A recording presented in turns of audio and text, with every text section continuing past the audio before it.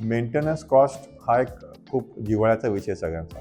आता maintenance cost आपण आता बघतो की मेजरली लिकेजेस काय झालं तर ती मेंटेनन्स कॉस्ट आपल्याकडे जास्त असते. लिकेजेस होऊ नये म्हणून काय करायला पाहिजे, तर पूर्ण सिस्टम्स वापरली गेली पाहिजे त्याच्यामध्ये, किंवा सरफेस प्रिपरेशन काय आहे, त्याच्यानंतर कोटिंग्स काय करतो आपण, कोटिंग्स कुठपर्यंत करतोय, त्याच्यातून लिकेजेस कसे अवॉइड करता येतील, त्याच्याचबरोबर प्लंबिंग आपण कशा प्रकारचं करतोय, त्याच्यावरती पण आपल्याला काम करता येईल.